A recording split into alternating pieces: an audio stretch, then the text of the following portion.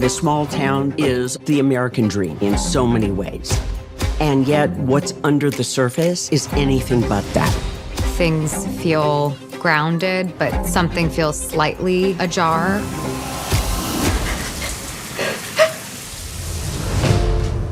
When I'm getting involved with the project, I start to see certain images of what this world is going to look and feel like. We've taken great care with this story from the beginning to get the facts right. We took every step we could to transport the audience to 1980 Wylie, Texas. When I first got on set, I was like, what is happening? The whole town has this larger-than-life look. It's been amazing shooting here. These towns, they're so specific. I've never really seen anything like it. It's fabulous. And we're rolling. Take a mark. Shooting on location brings a reality to it. There are things that visually only exist here. There are a lot of great bones in Texas, but filming in these smaller towns, there's still so much work for our art department. We've had to add some signage, take down some signage, just kind of like bringing people back in time.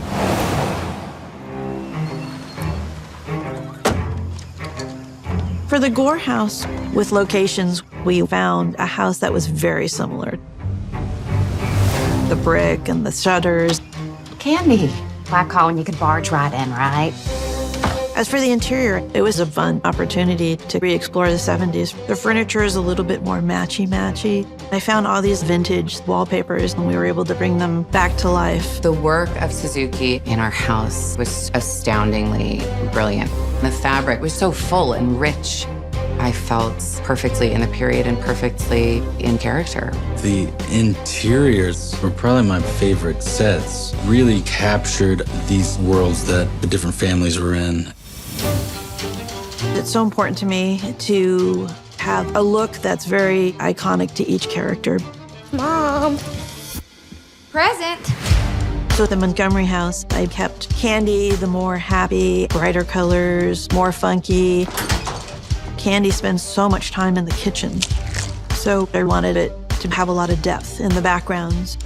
My favorite part of this house is the amount of bizarre trinkets. They're everywhere. What's been remarkable to see is how production design taken over motels. Finding locations on this was very challenging. You'd think, how hard can it be to find two 70s motels? Incredibly hard.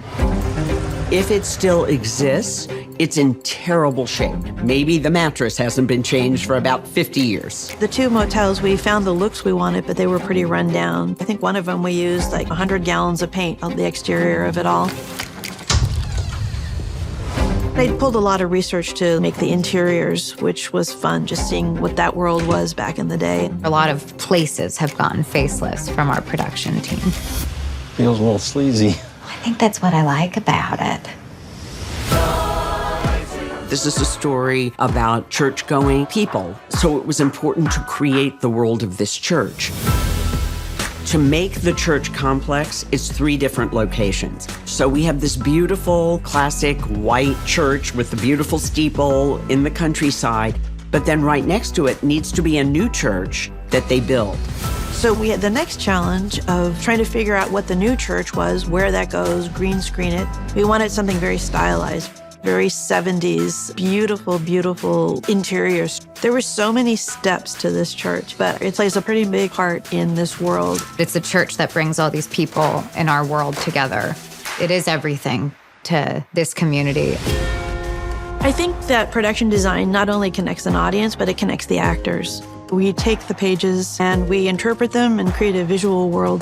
The intention is always to create a world that feels real, but being absolutely accurate to the period detail.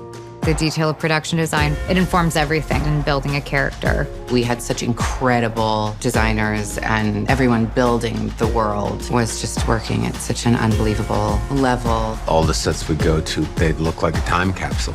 There's that real Texas feeling of like, go big or go home.